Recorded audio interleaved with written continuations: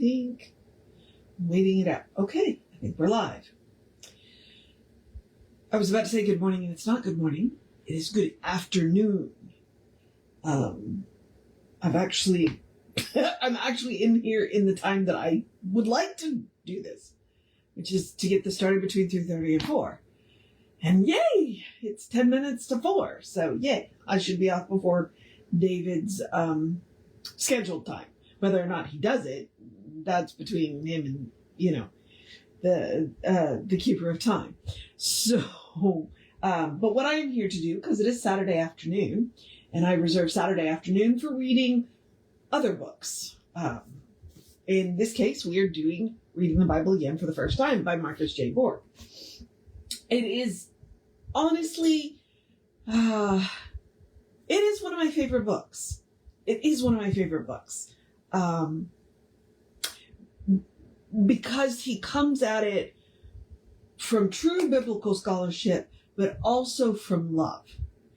He definitely loves the Bible. And you can see it in the way that he critiques it, in the way that he reads it, and the way he mourns what people have done with the Bible. So I appreciate all of that. So it is definitely one of my favorite books. And it, not coincidentally, is the text that Jesse uses to teach his Bible wisdom class, which he started last Monday. And if you're seeing this anytime between now and February today's the 21st, so the 23rd, you can still join the class after tonight, after the class on Monday, which is the 23rd of February, 2026, if I need to say that. The class closes. But it's a really, really, really good class. Because again, as I said, because you can tell that Marcus loves the Bible, Jesse does too. And Jesse loves wisdom, which is why he titled the class Bible Wisdom. It's a really good class. So I do highly commend it, and I happen to be in the class, so you can interact with me. So we are doing chapter 4 in this book, and what that means is that we've moved on into part 2. The first part was about the reading lenses through which we read the Bible, because our culture influences it, our religion influences all of that. The way we were raised influences the way we read the Bible. And so we've moved on to part 2, so we are going to do the Hebrew Bible. Now, and I appreciate, because he said it in class on Friday night, I don't call it the Old Testament and the New Testament because I think that's very disrespectful. And I learned that from Reverend Norm. I call it the Hebrew Bible and the Christian Testament.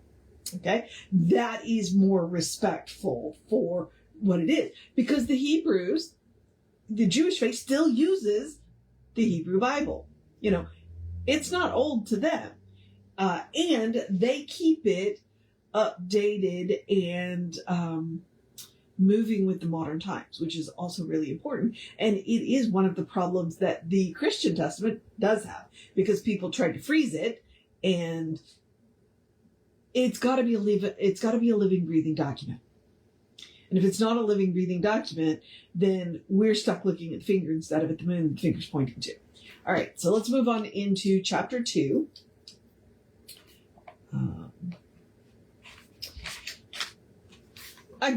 Part 2, the Hebrew Bible, chapter 4, reading the creation stories again. And give me just a moment while I find out where the notes are. Because, oh, wow. I'm going to interrupt myself a lot. There are a lot of notes in this one. Okay, so most of the time I think it's important to go ahead and read the notes in place. Because I would do it if I was just reading the book anyway. I would flip and look at the notes. So that's what I do as I read these books. So you don't have to wait to the end for the notes. Occasionally I do skip over a note because I just don't notice it, but for the most part, I will go ahead and do the notes in the reading. So, chapter 4, reading the creation stories again. We begin with the Hebrew Bible, commonly known among Christians as the Old Testament. And there's our first note. The Hebrew Bible and the Protestant Old Testament are identical in content, though divided differently. In the former, there are 24 books. In the latter, there are 39 books. The Catholic Old Testament includes another 12 books, commonly called the Apocrypha, or the Deuterocanonical books. Orthodox Christians, often called Eastern Orthodox, include another 4. Which tells you right now that even the major branches don't agree on all of the books in the Bible, which is one of the reasons why my favorite Bible is a student Bible. Oh, I should have brought it with me. A student Bible that includes every book that anybody uses and has a list in the front that tells you who uses what books. So, okay. As in most recent scholarship, I will use the term Hebrew Bible instead of Old Testament for 2 reasons. The first is respect for Judaism. For Jews, the Hebrew Bible is the Bible, not the Old Testament. The second reason pertains to Christians. For many Christian readers, the adjective old implies outdated or outmoded or superseded, as if the New Testament were intended to replace the Old Testament.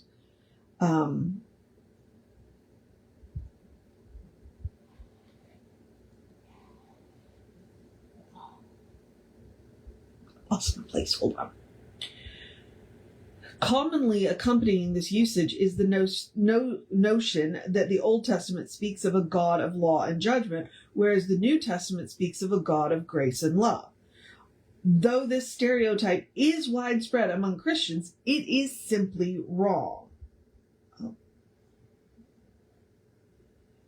Both visions of God appear in both Testaments. The notion that the New Testament and its God replaces the Old Testament and its God was rejected by early Christianity in the 2nd century. Note 2. This rejection came about in what was known as the Marcionite controversy. Marcion was a 2nd century Roman Christian who rejected the Hebrew Bible as unchristian and affirmed a very abbreviated portion of what later became the New Testament. Oh, I may have to look into that. That sounds interesting. Okay. And it was in the 4th century, which I'm sure he's probably going to tell us, that the Bible was set into the form that most Christians use it now. And that's the Nicene Council. So, which I'm sure he's going to get to, so let me not jump ahead. Okay, let's go back. Despite a continuing Christian tendency to relegate the Old Testament to 2nd place, it is for Christians just as much Bible, just as sacred scripture, as is the New Testament. When Christians do not see this, we not only reject much of our heritage, but impoverish our understanding of Jesus, the New Testament, and Christianity itself.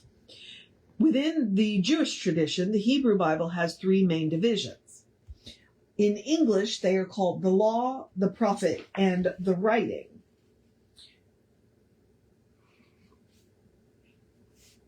In Hebrew, they are respectively Torah, Niven, and Kethavim. Ooh, I wish I had somebody to pronounce that for me because I know I just did a terrible job. No disrespect. My apologies. I do not speak Hebrew. The first letters of each of the Hebrew terms form the acronym Tanakh, a common Jewish term for the Hebrew Bible as a whole. The Torah is the first and foundational division of the Hebrew Bible. It consists of 5 books: Genesis, Exodus, Leviticus, Numbers, and Deuteronomy. Though the books themselves do not say anything about their authorship, both the Jewish and Christian traditions have attributed them to Moses. Thus, they are sometimes spoken of as the 5 books of Moses. And though the most common English designation for this book is the law, the Torah contains much more than what is commonly meant by the word law. The word Torah itself means more. It can be translated as instruction or teaching. That's interesting. The Torah does indeed include the laws of Israel, but it also contains the stories of her origins. It is the instruction and teaching about the people's story and identity, as well as the foundation of their laws. In other words, it combines narrative and legal traditions. The Torah is also commonly called the Pentateuch, as we saw earlier, a Greek word meaning the 5 scrolls. In fact, this is probably the most commonly used term for these 5 books. The Pentateuch begins with Israel's stories of creation, to which we now turn.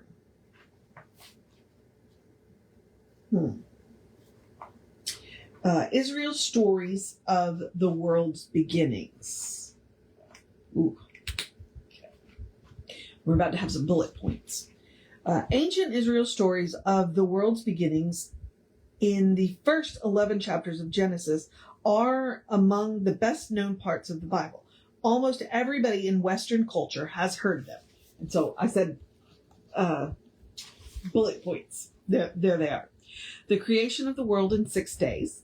Adam and Eve in the Garden of Eden. Their temptation by a talking serpent and their expulsion from Eden. Their sons, Cain and Abel, and Cain's murder of Abel. The great ages of the elderly people, with Methuselah topping the list at 969 years. The giants born from the sexual union of the sons of God with the daughters of men. Noah's Ark. Yeah. Okay. Noah's Ark and the Great Flood. The building of the Tower of Babel and its destruction by God, and the fragmentation of humankind into different language groups.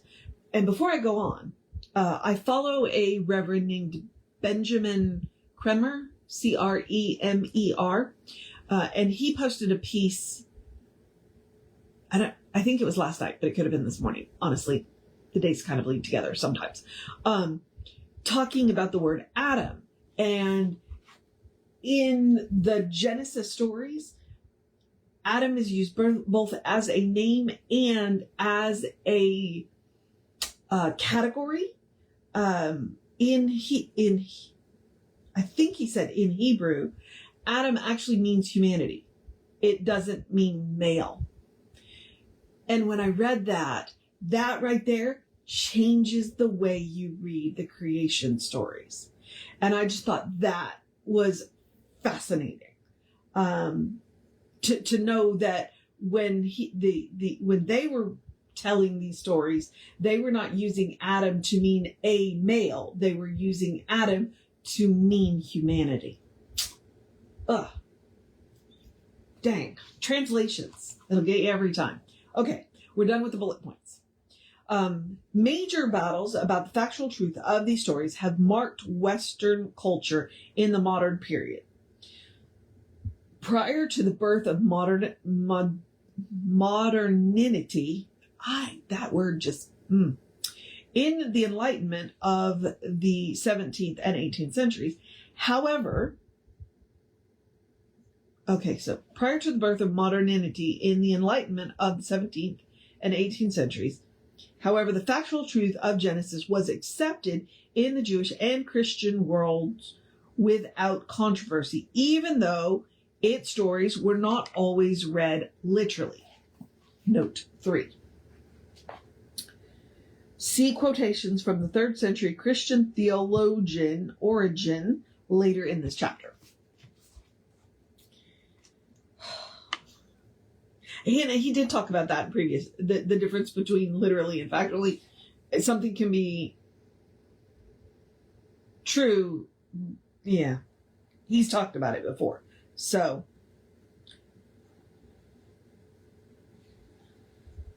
okay.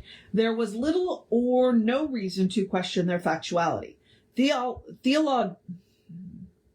Theology and science alike took it for granted that the universe was relatively young and that the earth and its continents, mountains, oceans, and varieties of life were created in very much the same form in which we now find them.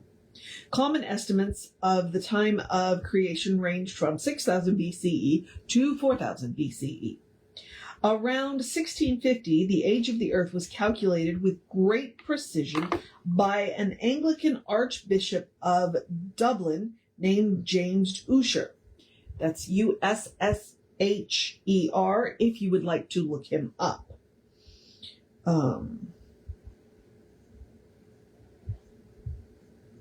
And I find it interesting that it was an archbishop, an Anglican archbishop that did it. Okay. Oh, yeah. No. Okay. Here. Using the geologies in Genesis, Ussher concluded that the creation occurred in the year 404 BCE. Note 4. The date he calculated still appears in the margins of some Bibles. His calculation was made just in time to collide with the birth of modern science. Geology and paleontology soon began to point to an immeasurably older Earth. The challenge to the factual reading of the Genesis stories of creation was intensified by Charles Darwin's argument for evolution in On the Origin of Species, published in 1859. Suddenly, the issue was not simply the age of the Earth, but the development of present life forms from much earlier life forms through natural processes.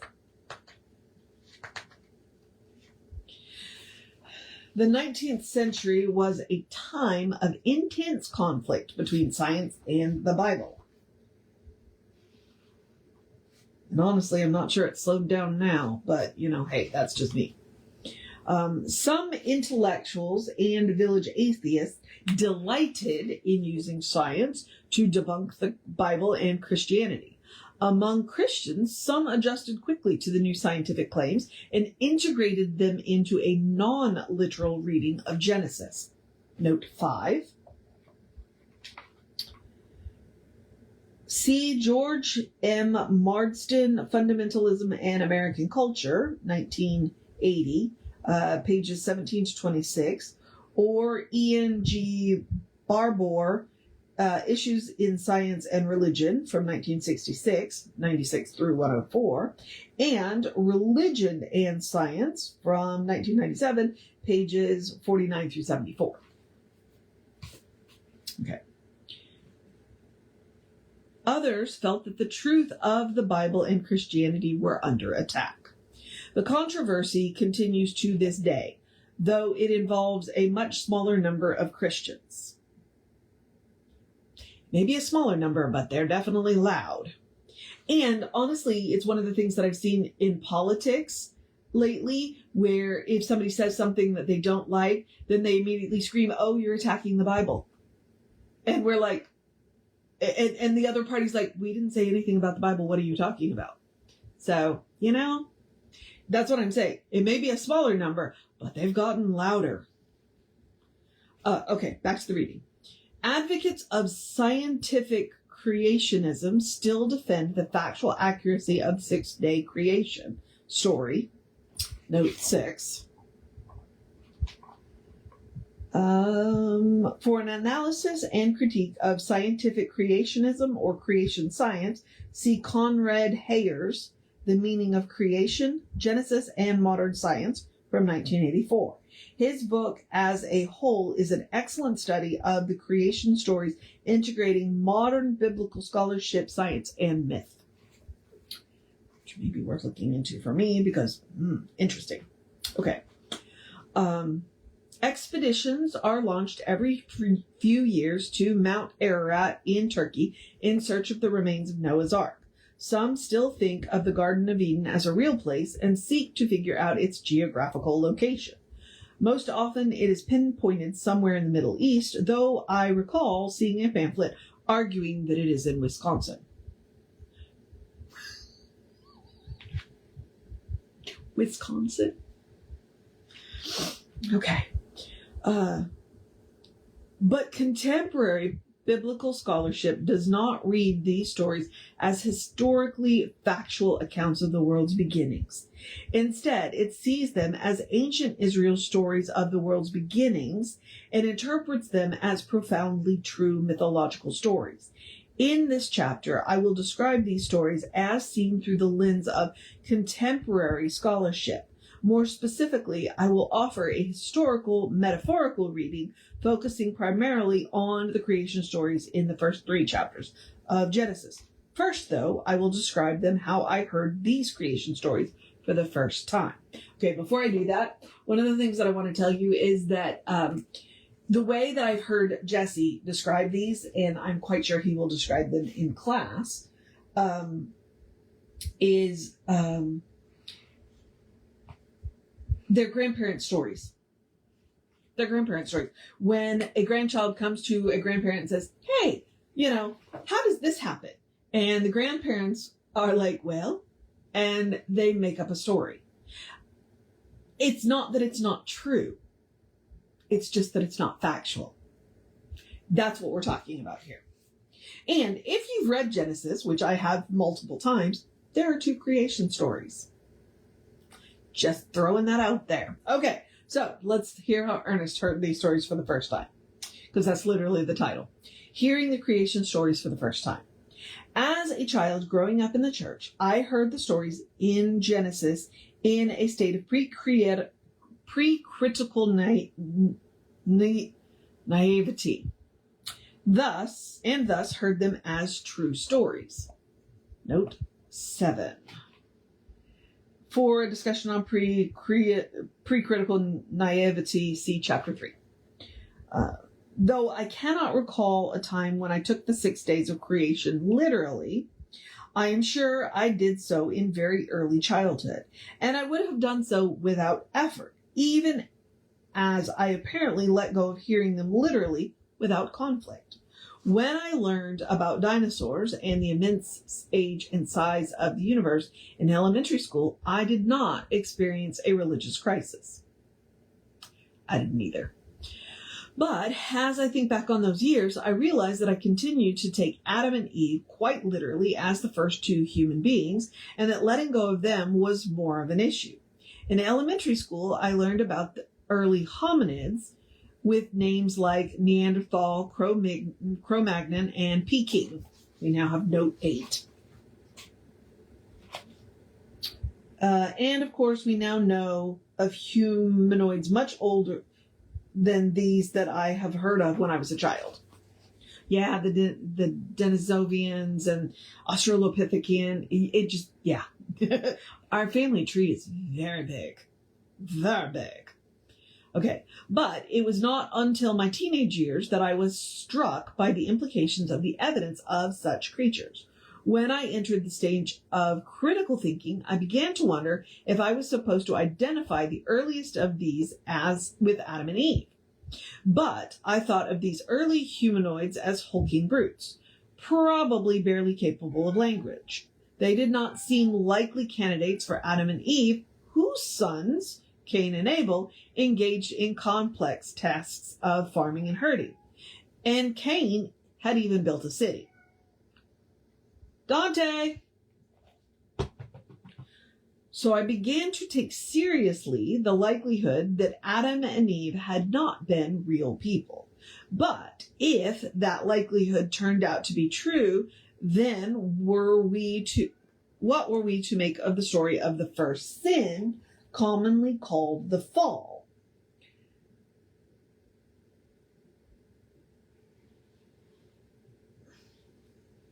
In the Garden of Eden. If the fall was not historical, how, I wondered, would this affect the Christian story of universal sin, our need for redemption, and Jesus' death as the necessary sacrifice?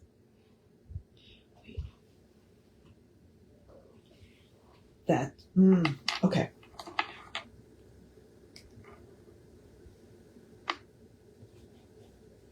I mean, I had the same question, so I get it.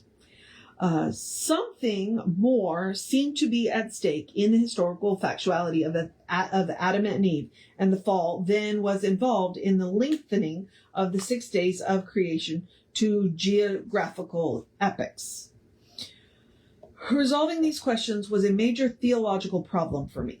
As I wrestled with it, the foundations of my religious understandings began to shake. If the story of Adam and Eve was not true, as a modern teenager, I thought of truth as that which was factual. What happened to the truth of the Bible and Christianity as a whole? I now see these chapters quite differently, reading them through the lens of historical scholarship and with sensitivity to their meaning as metaphorical narratives has enabled me once again to see them as profoundly true stories. And because their purpose is not to provide a factually accurate account of the world's beginning, it is beside the point to argue whether or not they are accurate or mistaken factual accounts. They are not God's stories of the world's beginnings. Rather, they are ancient Israel's stories of the world's beginnings. As we look at these stories now, we will ask two key questions. Why did ancient Israel tell these stories, and why did they tell them in this way? A historical, metaphorical approach provides illuminating answers to both. So let's start with historical illumination, because that's the next section. The first 11 chapters of Genesis need to be understood not only as the introduction to the Pentateuch, but also in the context of the Pentateuch as a whole. They are ancient Israel's stories of her prehistory. By that I mean two things. First, they are Israel's account of humankind in the time before her own particular history. A history whose telling begins with the stories of Abraham and Sarah, the father and mother of Israel. Abraham and Sarah are then the first two historical figures in the Bible. Note 9. To speak of them as historical figures does not imply that the stories about them are straightforward historical reports, or even that we have any accurate historical information about them. Rather, it means that Israel located the story of Abraham and Sarah in a recognizable historical context.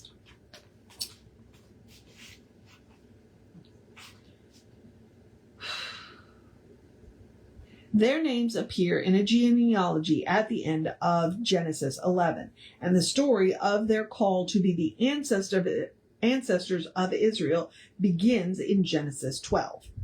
Everything before them is Israel's prehistory and functions as a prologue to the Pentateuch and Israel's story of her own creation.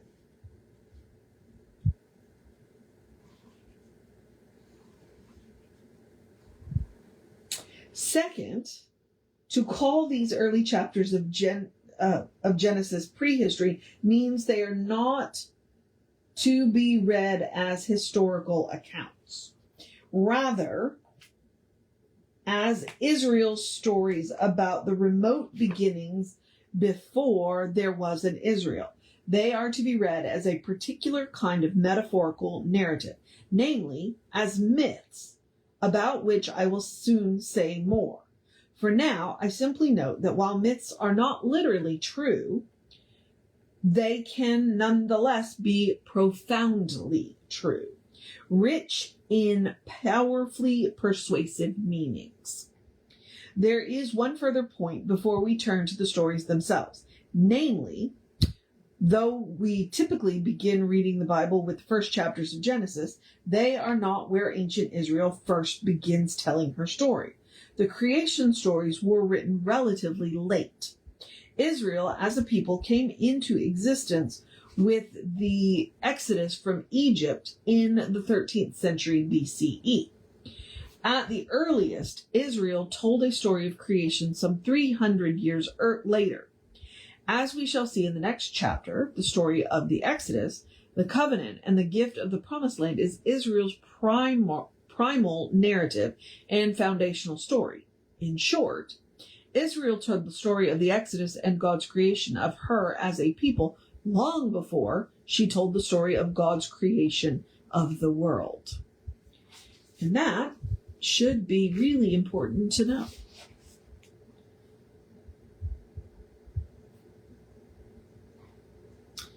Okay, 2 stories of creation.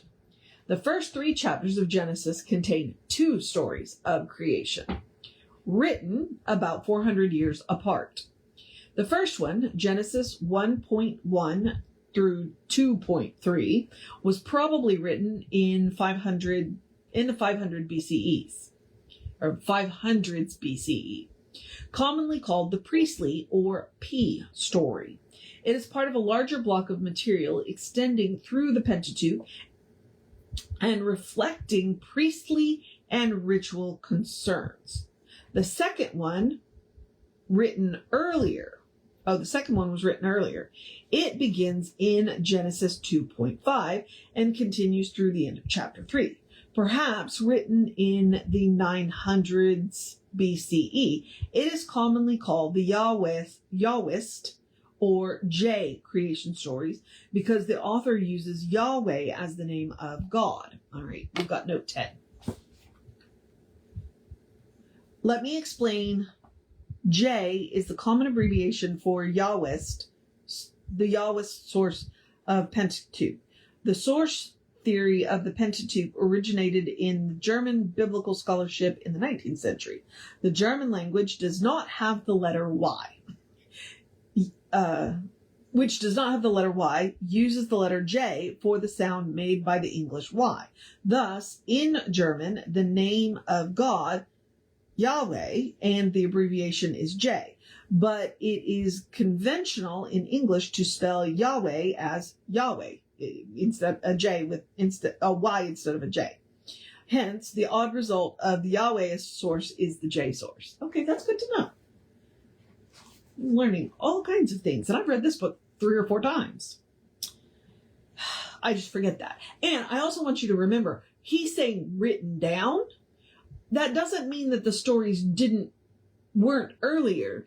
It was an oral tradition for a very long time until they needed to write it down.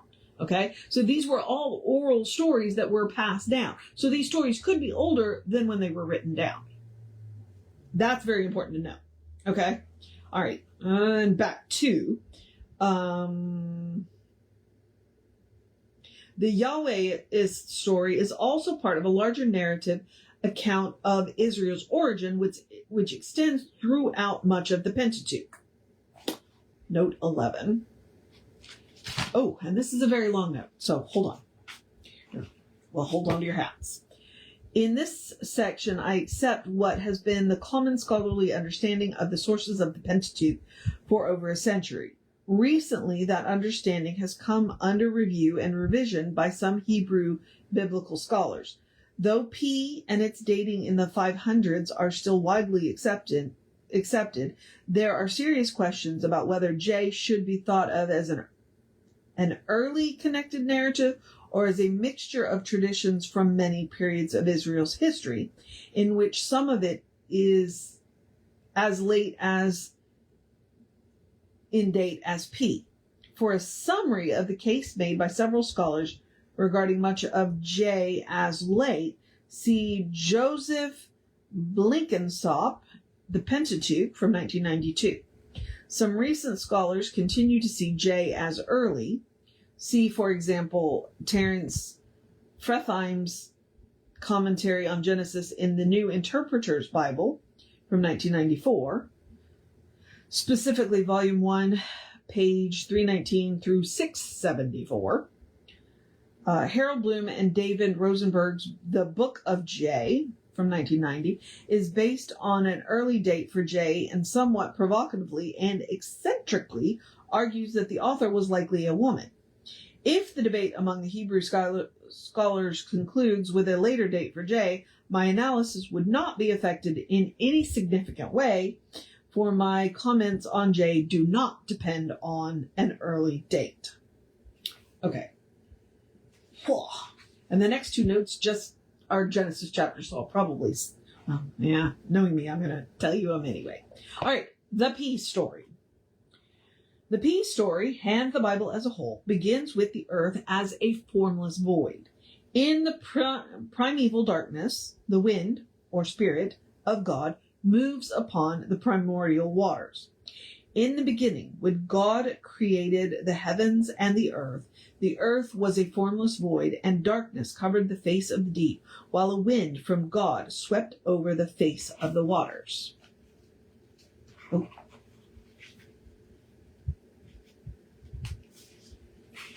And that is Genesis 1.12. So the first two lines.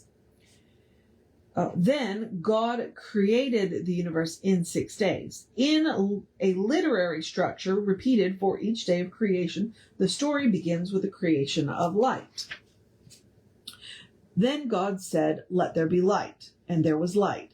And God saw that the light was good, and God separated the light from darkness. God called the light day, and the darkness God called night. And then there was evening, and there was morning, the first day. Genesis 1.3 through 5. In rapid succession, the rest of the universe is created. On day 2, God creates the dome of the sky, the firmament, separating the primordial waters above the sky from those below. On day 3, God creates dry land, the seas and vegetation. On day 4, the lights are placed in the dome of the sky, sun, moon, and stars. We're on note 14. The sequence of the creative act points to the impossibility of reconciling the Genesis stories of creation with modern scientific knowledge simply by extending the time frame from days to geological epochs. Note that the light is created on the first day, yet the sun and the moon and the stars are not created until the 4th day. Indeed, the creation of vegetation, day 3, precedes the creation of the sun, moon, and stars. I never noticed that.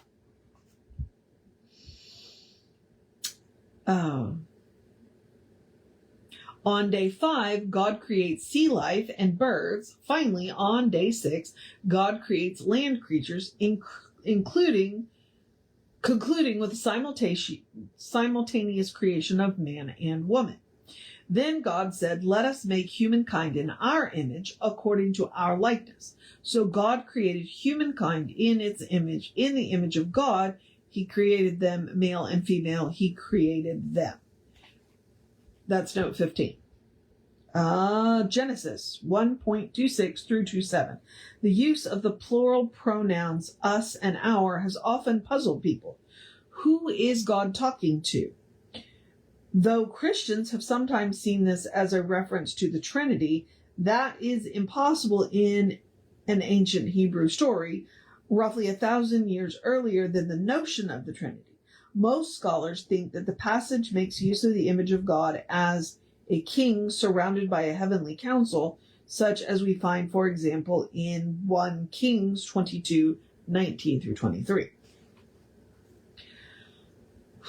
There is an interesting correlation between what God creates on each of the first 3 days and what God creates on each of the second 3 days.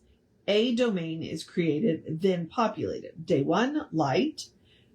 Day 4, sun, moon, and stars. Day 2, waters and sky. Day 5, sea life and birds. Day 3, dry land. Day 6, land creatures. Then we are told on the 7th day, God rests, thereby blessing and hallowing that day as the Sabbath. Okay, now we're going to do the J story. The J creation story begins in Genesis 2:4. It focuses on the creation of humankind and barely treats the creation of the world. It does not mention the creation of light or firmament or sun, moon, and stars or sea creatures. Rather, it begins with the creation of humankind, or of Adam, A-D-H-A-M, by the way. A Hebrew word meaning humankind. See, that's what I was talking about when I was mentioning what Benjamin Kremer, because never mind. I'm not even going to go there. You can ask me about it some other time. A Hebrew word meaning humankind and often translated as man. The creation of Adam is the climax of a very long sentence with which the story begins. Oh, we are about to do the run-on sentence. In the day that the Lord God made the earth and the heavens, when no plant of the field was yet in the earth, and no herb of the field had yet sprung up, for the Lord God had not yet caused it to rain upon the earth, and there was no one to till the ground. But a stream would rise from the earth and water the whole face of the ground. Then the Lord God formed Adam from the dust of the ground and breathed into their nostrils the breath of life, and Adam became a living being. 16. Note 16. Genesis 2, 4-7. Note, whenever the word Lord appears in all capital letters, as it does here, it is a translation of Yahweh, the Hebrew sacred name for God. Oh. So anytime I said where you heard Lord, I could have said Yahweh. Interesting. Okay. The P story portrays humankind as the climax of creation by having people created last, after everything else. The J story gives humankind priority by having people created first, before vegetation and animals. In the P story, humans, as male and female, are created simultaneously. In J, the creation of woman comes later. To provide Adam with a place to live, God plants the Garden of Eden and gives Adam permission to eat all of its trees except one. You may freely eat of every tree of the garden, but for the tree of knowledge of good and evil you shall not eat. For on the day that you eat of it, you shall surely die. And of course, that's note 17.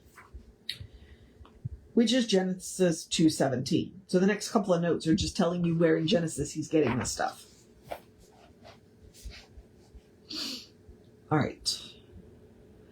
Then God creates companions for Adam.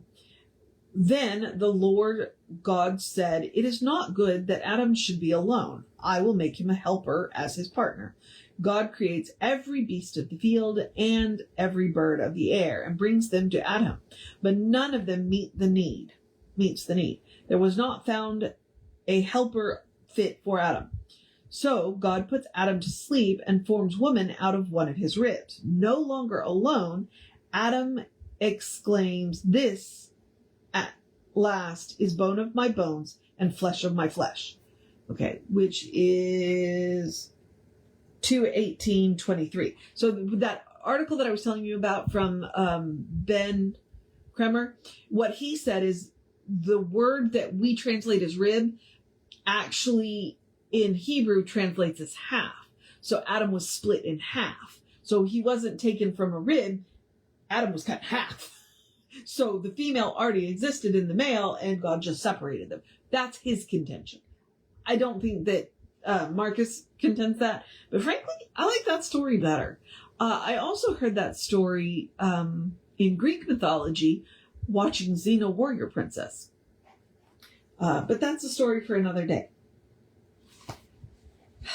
That's why we spend a whole lot of time looking for our other half. We are looking for the part that we were separated from. But that can get into soulmates, and that can get really weird really fast. So, as I said, story for another time. Into this paradise comes a talking snake. The serpent tempts the primeval couple to eat from the forbidden tree, the tree of the knowledge of good and evil. He promises them that if they do, they will be like God, knowing good and evil. They accept the serpent's invitation, and their lives change dramatically. Now, aware of their nakedness, they make loincloths out of fig leaves.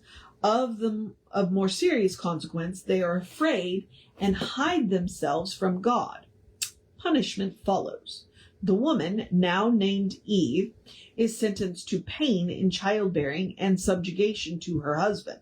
The man, now named Adam, is sentenced to the toil and sweat of raising food from an earth filled with thorns and thistles. Both are exiled from the Garden of Eden. The story concludes with Adam and Eve living east of Eden, the garden entrance guarded by an angel with flaming sword.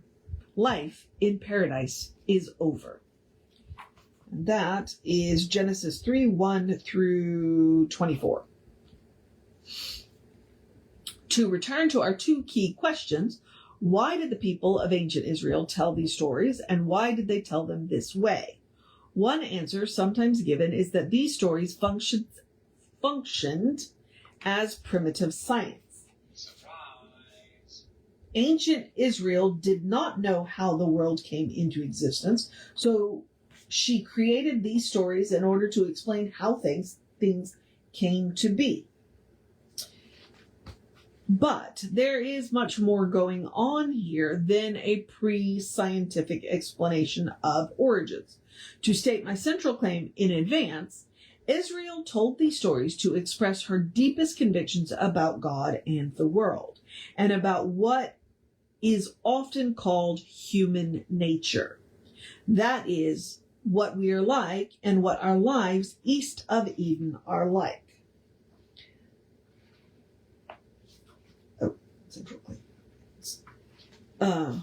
Before treating more fully the first of these key questions, I begin with the second question. Why did ancient Israel tell these stories this way?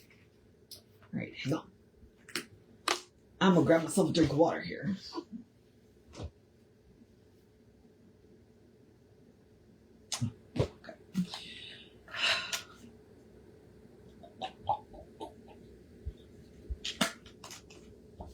Oh, Lord.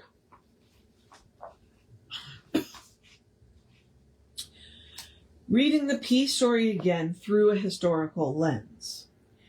Historical study helps us to understand why ancient Israel told these stories in the way she did. As already noted, the peace story was most likely written around the 500s BCE. To connect this to ancient Israel's history, the Jewish people went into exile in Babylon after the Babylonian Empire conquered their homeland and destroyed Jerusalem in 586 BCE. The exile lasted almost 50 years until 539 BCE, when a small number of Jews returned to Jerusalem in ruins and began the task of rebuilding a Jewish homeland under the dominance of a new imperial power, Persia. Thus, the peace story of creation was written during or shortly after that exile. The 6-day creation. Because Jews were sharply reduced in numbers during this period in history, distinctive practices as a means of sustaining their identity as a people became vitally important. Among these practices was the observance of the Sabbath, the seventh day of the week, as a day of rest. Though Sabbath observance predated the exile, it became even more important during and after the exile. So why does creation take 6 days in the peace story? To make the point that even God observed the Sabbath. Rather than being intended as a literal account of how long creation took, the 6-day creation story was meant to reinforce the importance of the Sabbath.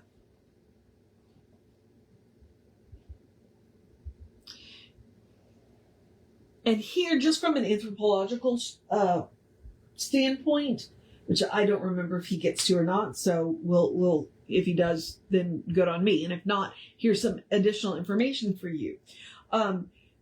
These people went into exile in a foreign country. how do you maintain your cultural identity in a foreign country? By telling stories. That is how you do it. By telling stories, keeping your language, keeping your tradition, that is how you keep your traditions. And if you want to go back and look at the slave trade, for instance, one of the reasons why they ripped families apart and banned them from telling stories and banned them from keeping their languages was exactly that, to destroy their communities so that they had no identity. So that is what one of the points that Borg is making, whether he actually makes the point or not, is that telling these stories is how the Jewish community maintained its identity in exile, and how, when they returned to their homeland, it helped bolster them in their ability to rebuild their homeland, especially knowing that they were rebuilding their homeland under another power, which is the Kingdom of Persia. Okay? Stories are important for knitting community together. That is the major, point of storytelling, whether the stories are factually true or just true. Okay? And if you haven't figured that out now, then you need to go read Joseph Campbell, because that's one of Joseph Campbell's major points. All right, so the ancient cosmology. The word cosmology refers to one's image or map of the cosmos or universe.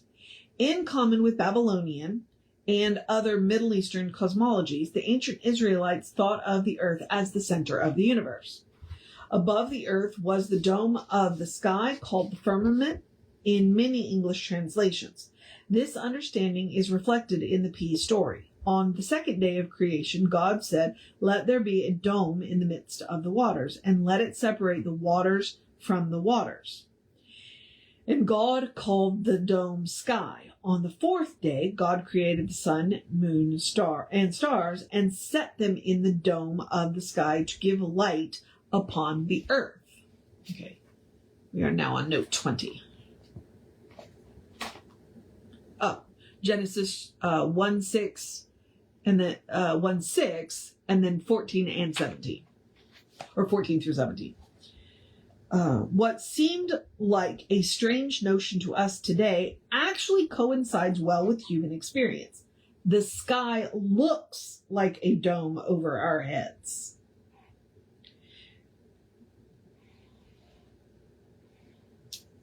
On it are mounted the sun, moon, and stars, and it rotates around us. Moreover, the notion that there is water above the dome of the sky also reflects experience.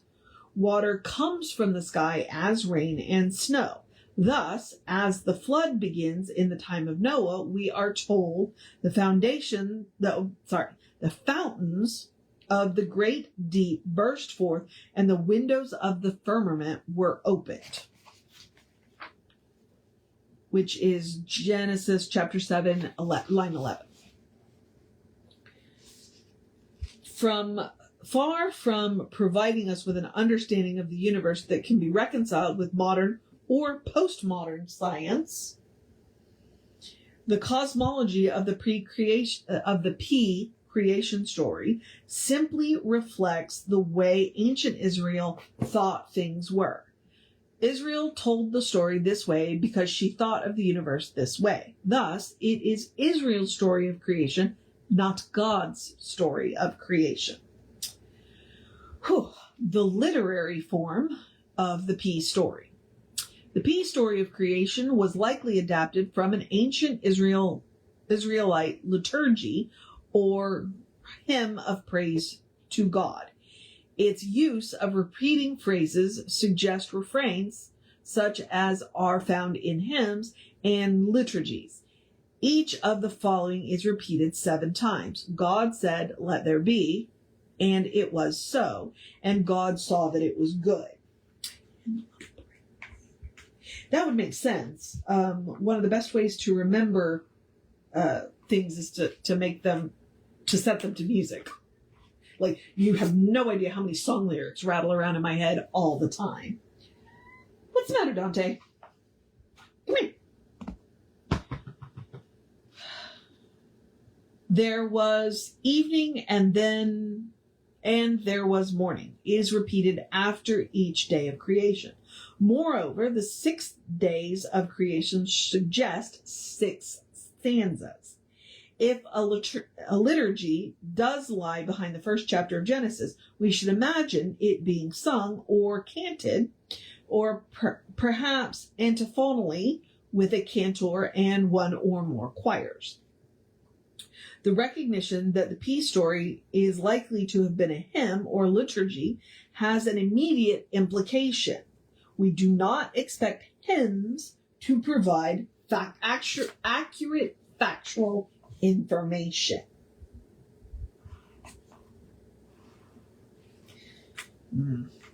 Okay. When Christians sing the hymn, Jesus shall reign where the sun does its successive journeys run, we are not saying that we believe the sun goes round the earth. The language of the hymns is the language of poetry, metaphor, and praise. Creation cannot be described, but it can be sung. Note 22. For other hymns of creation in the Hebrew Bible, see PS 8 and PS 104.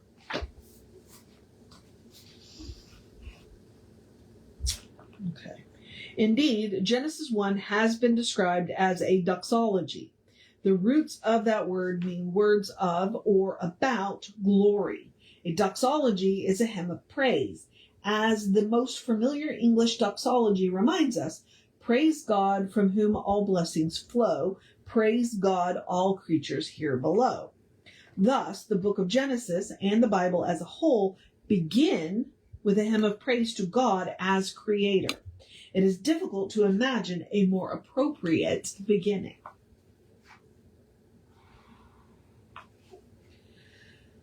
Whew. This is a long chapter.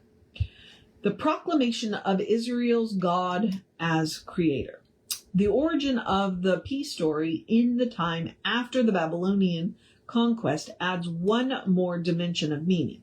In antiquity, when a nation was decisively conquered by another nation, it was commonly thought that the god or gods of the victorious nation had defeated the god of the vanquished nation, exposing that god as inferior or perhaps as no god at all. To many, Babylonians and Jews alike, it looked during the exile as if the gods of imperial Babylon had triumphed over the God of Israel. In this setting, the opening line and central claim of the P creation story defiantly assert that the God of Israel is the creator of heaven and earth, of all that is. It proclaims the lordship of Israel's God over the lordship of Babylon and its gods. The story affirms a counter world, an alternative world to the world of empire. Note 23. Walter Brueggemann, Genesis, page 24 through 27. His exposition on Gen 1 through 3 is filled with brilliant insights. Okay. This affirmation is, as we shall see, a theme that runs throughout the Bible from beginning to end. Okay. So, what I just heard him say was that if in the ancient times, if one nation defeated the other nation, then the gods of the victorious nation defeated the gods of the other nation, or exposed them not to be gods of all. So what the Jewish story is doing is saying, okay, you know what? You can have that story all you want, but here's what we're going to say. Our God created everything. Therefore, our God is better than your God. Our God is the actual God, and your gods are just pretenders. So that's why he's calling it a counter world. All right. Whoa. Marcus Borg is making me work for it today, but I appreciate the work. I really do. Reading the J story through a historical lens. Just as the P story is illuminated by setting it in its historical context, so also is the J story of creation, the symbolic meaning of names. The author of the J story uses names in such a way as to suggest that they are symbolic. Adam is not a proper name in ancient Hebrew. So no other person in the Bible is named Adam. Rather, Adam is the Hebrew Adham, which, as already noted, is a common noun meaning humankind. Indeed, the term involves a play on the word. Adham comes from the Hebrew word Adhamah, which means ground or dust. In other words, the first human is a dust creature.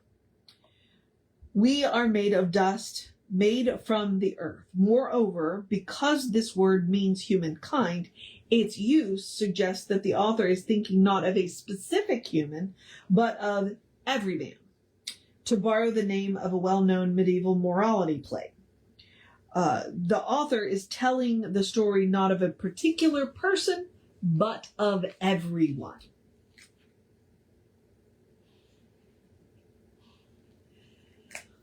Whew, okay. So also is the name Eve not a proper name in Hebrew. It means mother of all living. Garden of Eden also has a symbolic meaning. It means the Garden of Delights, and by extension, paradise. Living in a semi-arid climate, the ancient Hebrews pictured paradise as a green, bountiful garden filled with streams of flowing water, which would make sense why they want to locate it in Wisconsin, not the Hebrews. So, but, all right, connections to Israel's history. There are a number of suggestive parallels between the narrative flow of the J story and Israel's history. Like Adam, ancient Israel was created in a dry land through the covenant with God in the Sinai desert. Like Adam, the ancient Israel was given a green and pleasant land in which to live. In the case of Adam, a prohibition came with the covenant and the gift of land, with the threat of expulsion if the prohibition was violated. And more speculatively, the tempter is a serpent, a common symbol of Canaanite fertility religion, which was the primary temptation to infidelity to God that Israel faced in the land. Which I have said somewhere, one of the things that you want to remember when reading world religion is that one God's devil is another God's one country's devil is another country's God. Okay, so you just heard that right there. The snake was the fertility god of the Canaanites, and Israel turned it into the devil, or at least the tempter. Okay. The J story may thus have a prophetic edge to it. If Israel abandons the covenant of faithfulness to Yahweh, she faces expulsion and exile from the land garden that God has given to her. Note 24. If J is early, then the possibility of exile is a warning. If J is late, then exile has happened. And whether or not the J material is early, its integration into the P narrative occurs during or after Israel's actual experience of exile. Okay.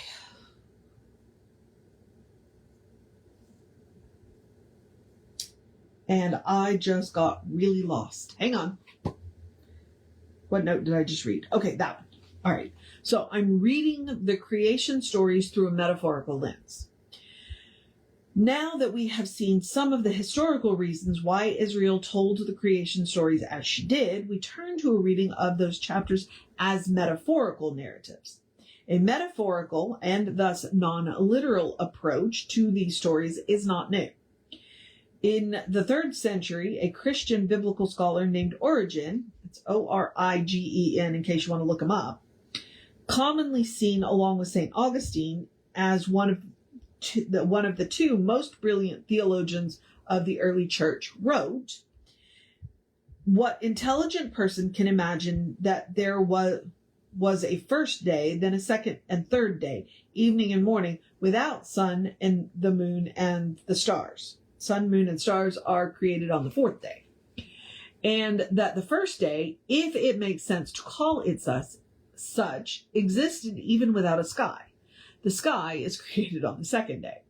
Who is foolish enough to believe that, like a human gardener, God planted a garden in Eden in the east and placed in it a tree of life, visible and physical, so that by biting into its fruit, one would obtain life, and that by eating from another tree, one would come to know good and evil. And when it is said that God walked in the garden in the evening and that Adam hid himself behind a tree, I cannot imagine that anyone will doubt that these details point symbolically to spiritual meanings by using a historical narrative which did not literally happen." Note 25. Origen, De Principis, 4:1 through 16. Translation is mine. Parenthetical material added. For an older English translation, see the Ante-Nicene Fathers, edited by Alexander Roberts and James Donaldson from 1979, which is a reprint of an 1885 edition, volume 4, page 36. Origen also did say that the Bible contains countless instances of a similar kind that were recorded as having occurred, but which did not literally take place. Even the Gospels themselves are filled with the same kind of narratives. Origen also strongly affirms that he sees much of the Bible as historical. Okay. The creation stories as myth. As we begin to address the question of why Israel told these stories, it is important to realize that the Genesis stories of creation are myths. That term needs careful explanation because it has been virtually ruined by its most common modern use. In popular language, myth is a dismissive term. To call something a myth is to dismiss it. One need not take it seriously. A myth is seen as a mistaken belief or falsehood. But the term means something very different in the study of religion. Myths are not explanations. Myths are not primitive science. Myths are not mistaken beliefs. Rather, myths are metaphorical narratives about the relationship between this world and the sacred. See Joseph Campbell. Myths typically speak about the beginning and ending of the world, its origin and destiny, in relation to God. Myths use non-literal language. In this sense, they do not narrate facts. But myths are necessary if we are to speak at all about the world's origin and destiny in God. We have no other language for such matters.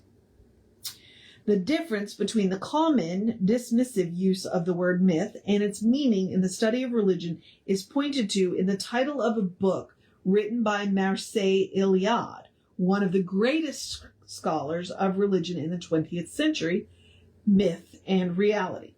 Okay, so now we have note 26. Oh, it was published in 1963. And I absolutely love Marcus Borg. His book, The Sacred and Profound, is one of my... I have a lot of favorite books. Don't ask me to list my favorite books, because then I'm going to ask you what category, and then give you my top 10 in each category. Okay? So, I do highly recommend Marcus Borg. which, by the way, let me spell it for you. Mirceeiliade.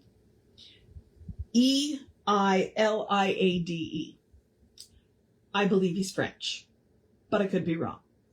And I only learned how to pronounce his name from Jesse, because up to that point, you don't want to know what I was calling him. Okay. In the modern world, myth and reality are commonly seen as opposites. We speak of myth or reality. Iliad's point is the opposite. Myth and reality go together. Myth being the language for talking about what is ultimately real. For Iliad, myths are true even though not literally true. And Joseph Campbell would agree.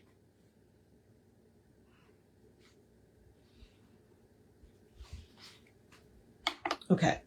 To cite another definition, myth is a form of poetry which transcends poetry in that it proclaims a truth. Oh, sorry. Note 27. Let's see. H.A. Frankfurt, The Intellectual Adventures of Ancient Man from 1946. The quotation continues by affirming that myth is a form of reasoning which transcends reasoning. Okay. Where was I?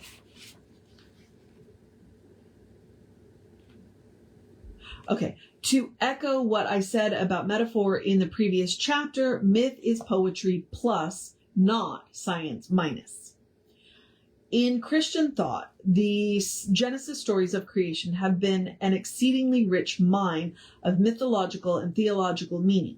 They treat the great themes of God as creator, the God-world relationship, the nature of reality, human nature, and the character of human existence. As we explore these themes, we will use conceptual language to clarify the meanings of Israel's myths of the beginning. Ooh, how much longer have I got in this chapter?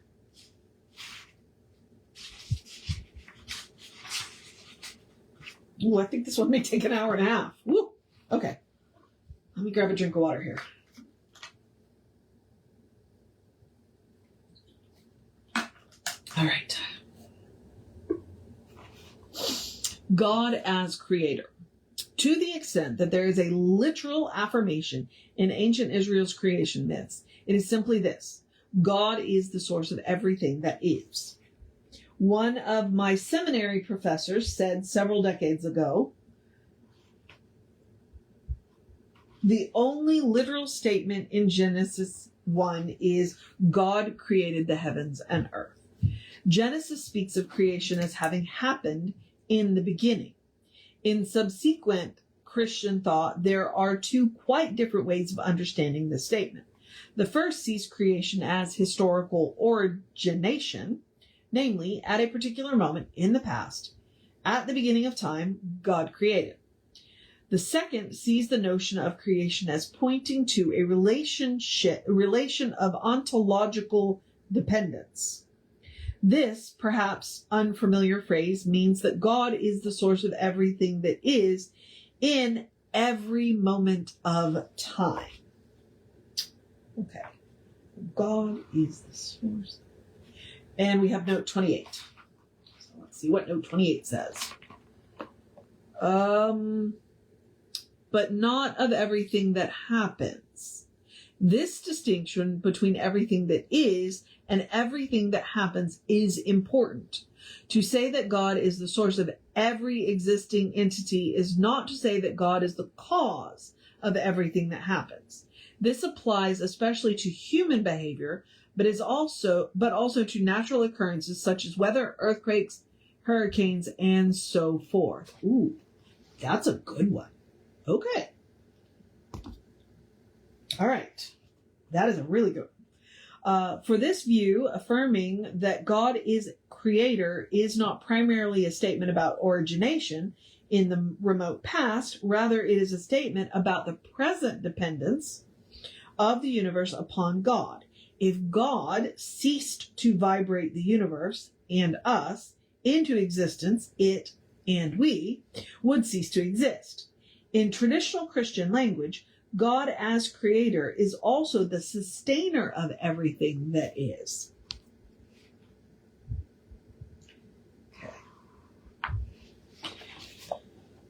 The latter way of thinking about creation seems more important.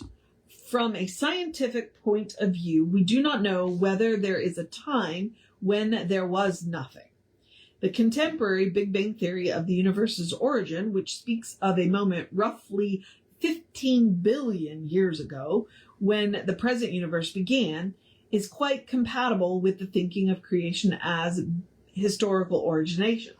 Indeed, some have seen the primordial cosmic flash of the Big Bang theory as strikingly similar to the first act of creation on the first day of the Genesis story, Let There Be Light. 20 years ago, a scientist wryly observed about the Big Bang theory. For the scientist who has lived by his faith in the power of reason, the story ends like a bad dream. He has scaled the mountain of ignorance. He is about to conquer the highest peaks. As he pulls himself over the final rock, he is greeted by a band of theologians who have been sitting there for centuries.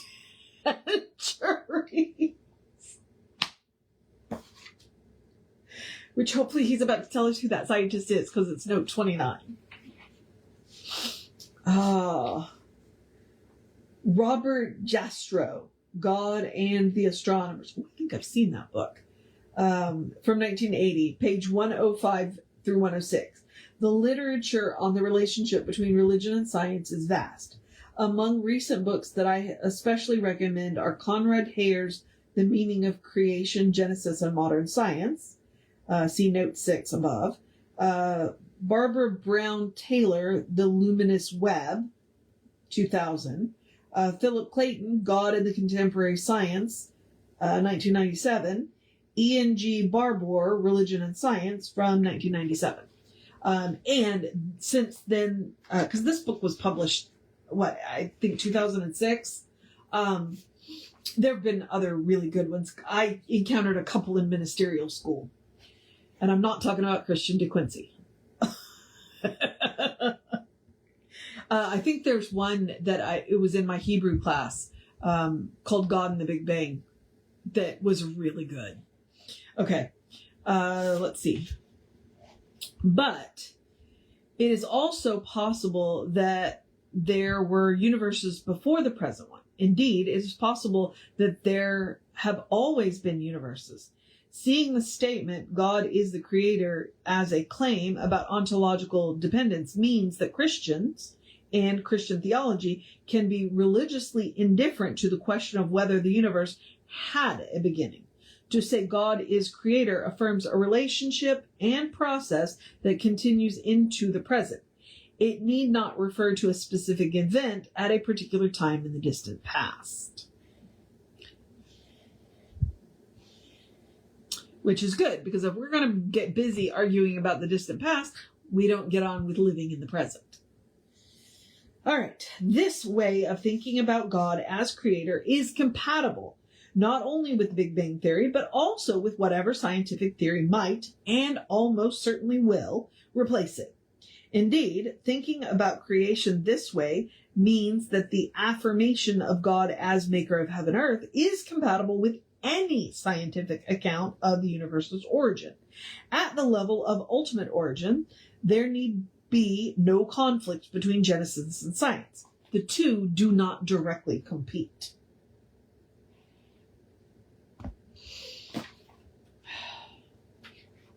All right, the God-world relationship. Just as there are two ways of thinking about creation, so there are two models of thinking about God, about the God-world relationship. That is the relationship of God as creator to the universe. And we have note 30.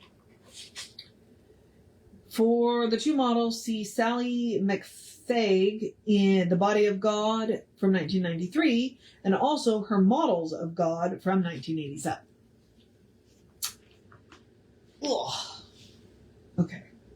The first is known as a production model, namely that Like an artisan or an artist, God makes the universe as something separate from God's self. Once created, the universe exists separate from God, just as a house or painting exists separate from the builder or artist who produced it. This model is also associated with a particular concept of God, known as supernatural theism. This way of thinking about God conceptualizes God as another being, separate from the universe. The second way of thinking about the God-world relationship has been called a procreative or emanationist model. God brings forth the universe from God's being. Because the universe comes out of God's being, it is, in some sense, God's stuff. This model does not identify the universe with God, for God is more than the universe. Rather, it sees the universe as being of God and in God. In other words, the model is panentheistic. Note 31. This view is not to be confused with pantheism, commonly understood to mean the identification of the universe with God. The roots of panentheism is very ancient. In the Jewish and Christian traditions, the roots go back to the Bible's affirmation of both the transcendence and immanence of God. For my description of the differences between the supernatural theism, pantheism, and panentheism, see The God We Never Knew, from 1987, chapters 2 and 3. As an explicitly developed concept, panentheism is becoming more and more common among mainline Christian theologians. See, for example, Clayton, God and Contemporary Science. And in Science of Mind, it is the model we use, panentheism. Wait, let me get back over here. Where was I? To quote a passage from the New Testament, or the Christian Testament, because he said he wasn't going to call it that, and then there he does. To quote a passage from the Christian Testament, God is the one in whom we and everything live and move and have our being. That is note 32.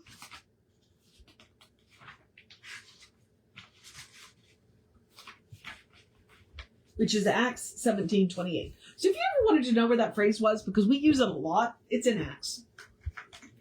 There it is.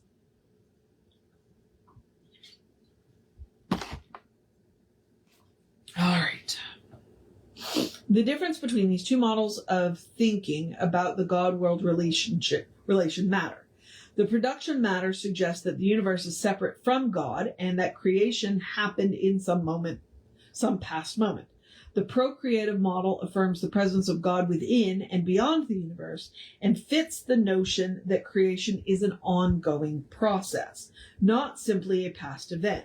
Finally, whereas the production model and its association with supernatural theism emphasize God's separation from the world, the latter model leads to a much more intimate sense of the closeness of God to the world. Indeed, of the presence of God in the world.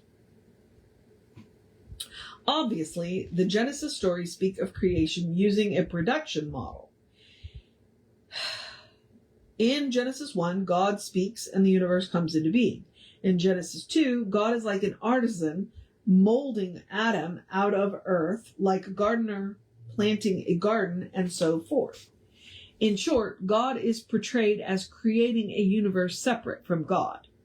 But because this is the language of myth and metaphor, the way we think about the creation stories need not be confined to a semi-literal reading.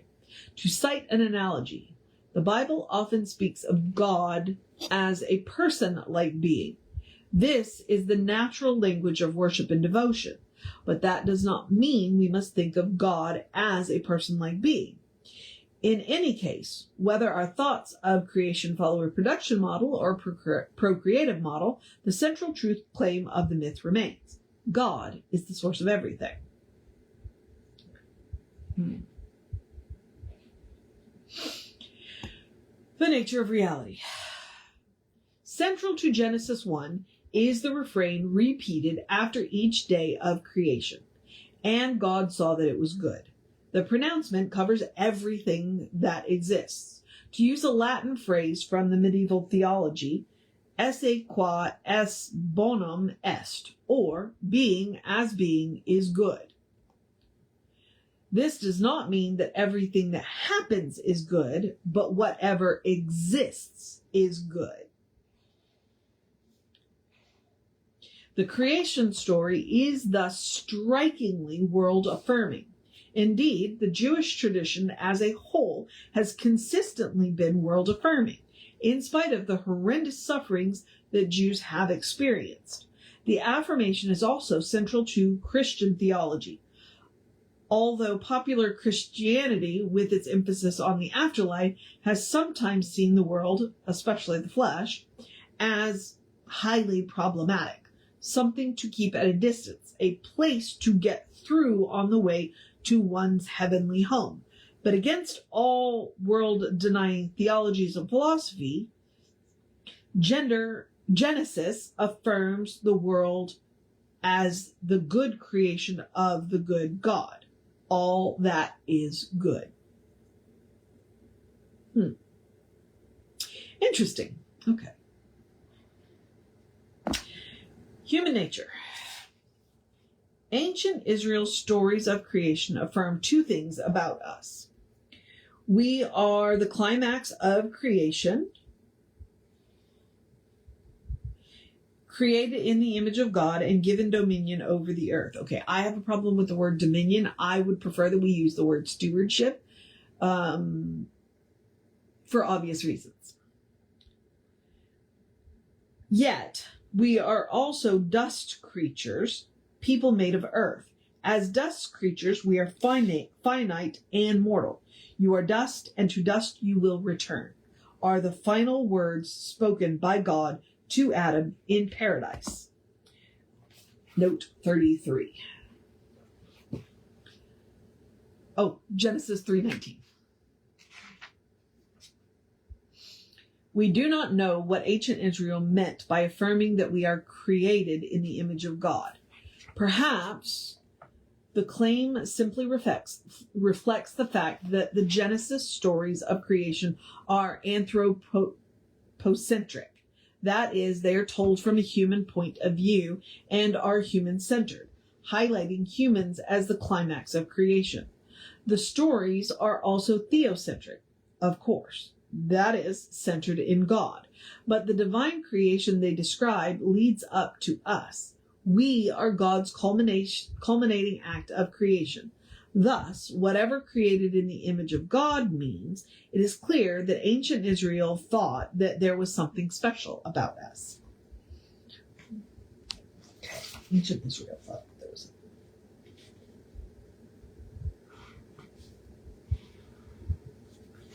The paradoxical juxtaposition of our special status and our smallness in relation to the universe is expressed in the familiar words of one of the creation psalms. In the first half of Psalm 8, the author addresses God and reflects on our insignificance. When I look at your heavens, the work of your fingers, the moon and the stars that you have established, what are human beings that you are mindful of them, mortals that you care for them? Then the author affirms, yet you have made them little lower than the angels and crowned them with glory and honor. You have given them dominion over the works of your hands. You have put all things under their feet. The assessment is realistic. We are small. We are finite. We are mortal.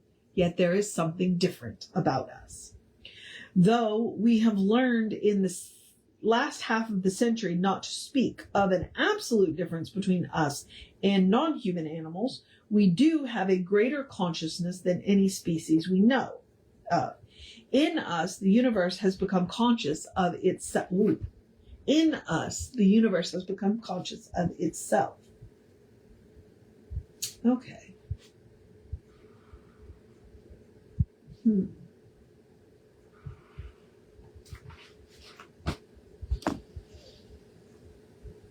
Although, just for a whole different perspective on that, I would suggest you read Terry Pratchett's Jingo. To the degree, the ending of that book will blow your mind.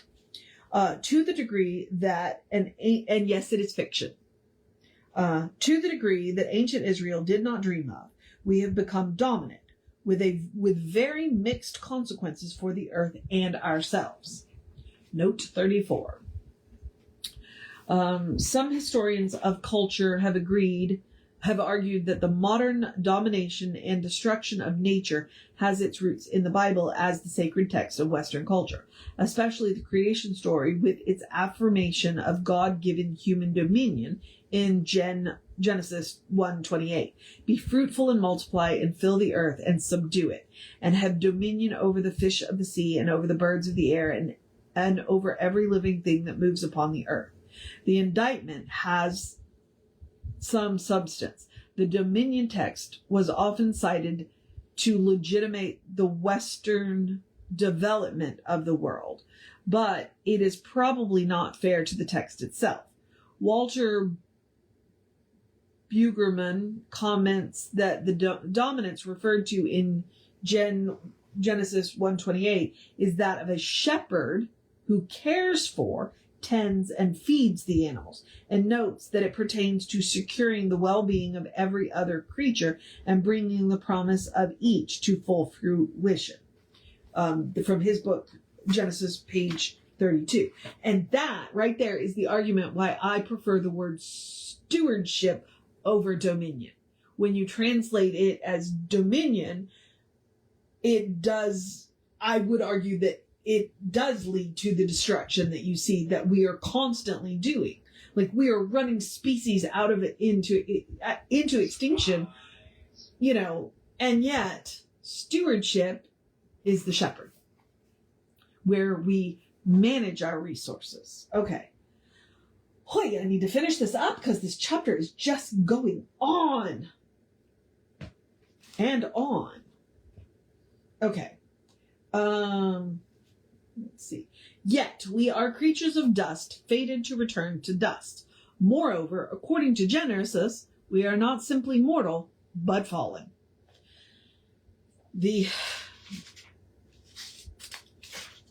Okay, we got about 5 pages left, because I'm running out of air here.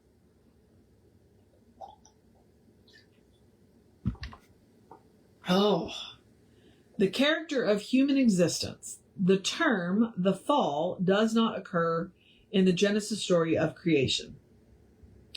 As a description of the events surrounding Adam and Eve's expulsion from paradise, it is largely a Christian label. Jews typically do not speak of the fall. Within the Christian tradition, the fall has commonly been understood to mean the fall into sin. It has also been associated with the notion of original sin, which is not simply the first sin, but a sinfulness that is transmitted to every individual in every generation. This latter notion, which goes far beyond what the Bible says,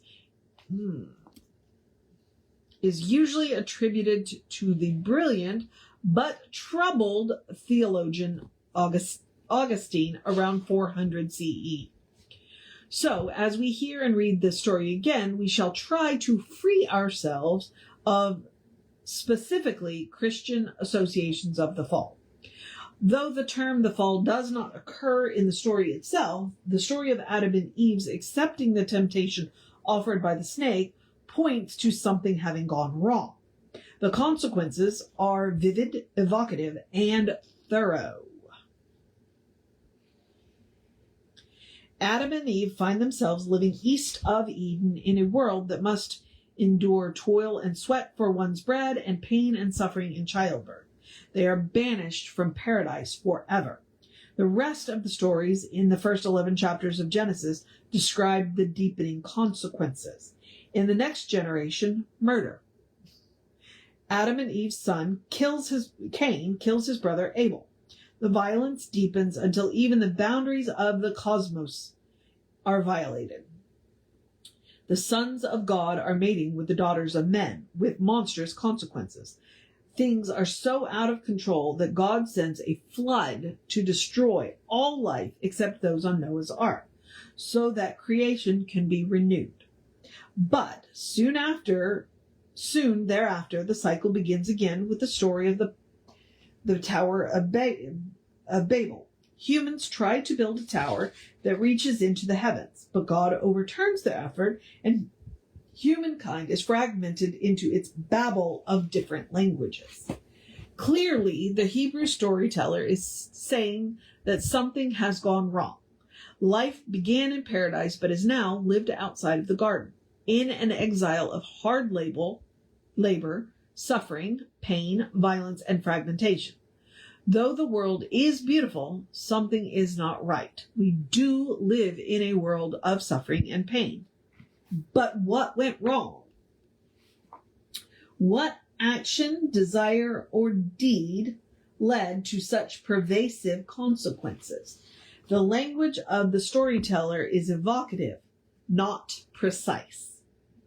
It does not clearly point to a particular reading. Thus, over the centuries, a variety of understandings of what went wrong have emerged. Each leads to a somewhat different understanding of sin, that primal act that plunged human beings into a world of suffering, and each expresses nuances of what went wrong.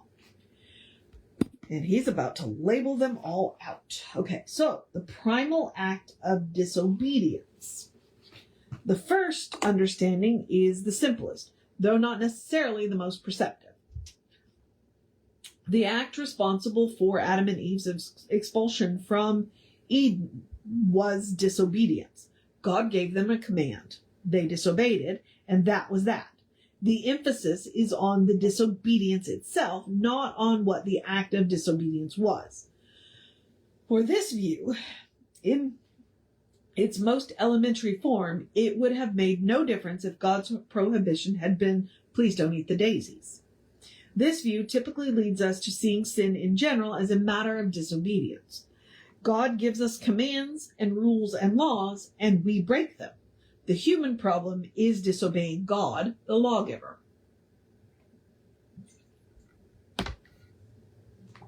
Ooh. All right. The primal act as hubris. A second understanding agrees that disobedience was involved, but emphasizes what the act of disobedience involved. In particular, it focuses on the first half of the serpent's temptation. You will be like God, knowing good and evil. The desire is to become God-like, to tower above who we are, to be the center of creation. In the Christian theological tradition, this is known as hubris, a Greek word commonly translated as pride. But in this context, it means more than the everyday meaning of the word pride, as in the sentence, I was proud of myself when I did that. Hubris means exceeding one's proper limits. It means giving to oneself the place that belongs to God alone. It means making one's self the center. Hubris can take many forms, ranging from a world-conquering arrogance to a self-preoccupied malaise. What these forms have in common is a life centered in the self and its concerns. Sin, the human problem, is thus hubris understood as self-centeredness. I know a lot of politicians that applies to. All right.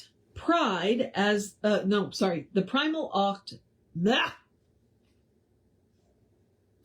I'm good for about an hour. This is, we have gone beyond my limits now. The primal act as sloth. The third understanding is almost the opposite of the pride discussed above. The word sloth does not mean laziness in this context. Rather, it means leaving it to the snake, letting someone else author one's existence. It means uncritically accepting somebody else's ideas about how to live one's life. In this view, sin, the human problem, is heteronomy, living the agendas of others. And that brings us to note 35, which is the second to the last note. Yay! I owe this understanding to the title and content of Harvey Cox's On Not Leaving It to the Snake from 1967. Paul Tillich, one of the two most important Protestant theologians of the 20th century, makes the same point when he speaks of heteronomy, as one of three ways of living one's life. Heteronomy means living in accord with the agenda of others, people, culture, the nation, and so forth. Autonomy means living one's life, living with oneself as the center, and is thus hubris. Theonomy means living with God as one's center. It is the desirable state of affairs, and that from which we have fallen into either heteronomy or autonomy. Wow. Okay. Very interesting. Interesting. All right. Now we're going to get to, I think this is the last one. The primal act as the birth of consciousness. I think Jesse leans into this one, but he'll tell us on Monday. Or next Monday. Giovanni's a cat. Okay, so the primal act as the birth of consciousness. The fourth understanding also focuses on what the primal act was, but it emphasizes the second half of the serpent's temptation. You will be like God, knowing good and evil. Knowing good and evil is understood broadly to mean having knowledge of opposites, a capability that is intrinsic to the birth of consciousness. Consciousness involves distinguishing one thing from another. Above all, it involves the self-world distinction, the awareness that the world is other than oneself. The birth of consciousness is something we all experience. All of us become aware of the self-world distinction very early in life. Thus, we cannot avoid the primal act. Indeed, this understanding emphasizes not the disobedience and the sinfulness of the fall, but its inevitability. All of us begin life in the womb with an experiential sense of undifferentiated unity. We begin in paradise. But the very process of growing up and the birth of consciousness that is intrinsic to it propels us into a world of division, anxiety, and suffering. Living east of Eden is intrinsic to the experience of being human. We all go through the fall and live in a state of exile and estrangement. It cannot be avoided. And that is our last note, so let's see what note 36 is. From an exposition of this understanding within the framework of Jungian psychology, see Edward F. Edinger, Ego and Archetype, 1973, 16 through 36. And we are down to the last page and a half. I'm going to make it. These various understandings can also be combined. For example, the birth of consciousness typically leads to hubris, understood as being centered in oneself. However, centering in oneself intensifies the sense of separation from the world, deepening the experience of exile.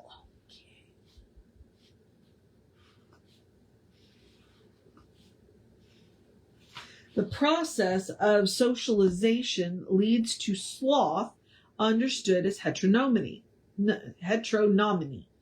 We internalize and live in accord with the agendas of others, including parents, cultures, and religion. As already mentioned, it is impossible to say that the Hebrew storyteller intended one of these more than the other, or intended any or all of these. But the creation stories are an example, par excellence, of a religious classic. They are stories that have a surplus of meanings.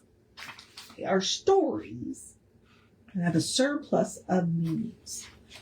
Moreover, whatever the storyteller's sense of what went wrong, in paradise, the story's picture of the consequences are persuasive and compelling. Most of the time, live east of Eden. What this means is vividly portrayed in the painting The Expulsion of Adam and Eve by the 15th century Italian artist Masaccio. Masaccio.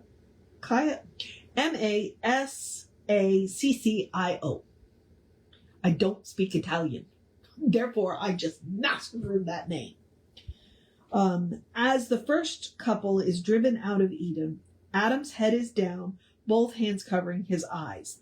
Eve's face is upturned, but her mouth is open in a howl of pain, her features full of grief and sorrow. At least some of the time, life outside of Eden is like that.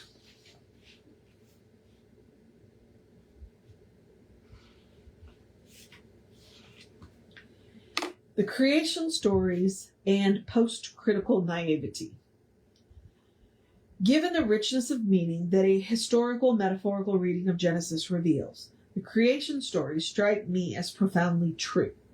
Critical thinking leads to an understanding of why the details of Genesis are as they are, and also makes clear that their truth is not to be understood in literal, factual terms.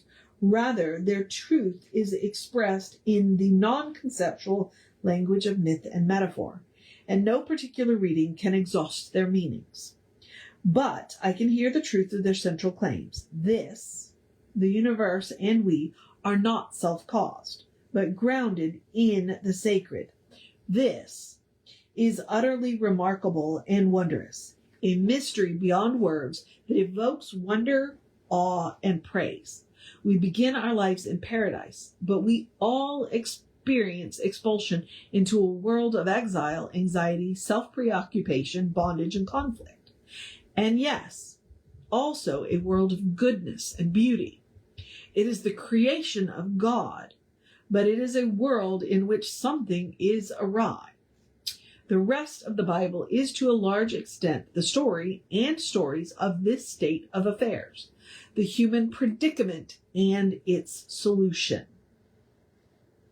Our lives east of Eden are marked by exile, and we need to return and reconnect. By bondage, we need liberation.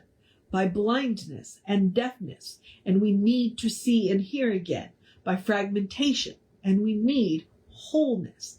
By violence and conflict, and we need to learn justice and peace. By self and other-centeredness, and we need to center in God. Such are the central claims of of Israel's stories of human beginnings.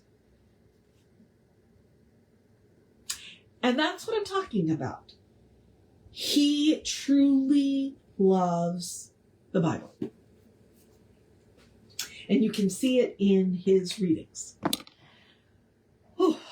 And I'm done. That was a long chapter. That took a lot longer than I was expecting. That took almost 2 hours. So I'm going to wrap this up in case David has been trying to get on for the last 40 minutes. That was chapter 4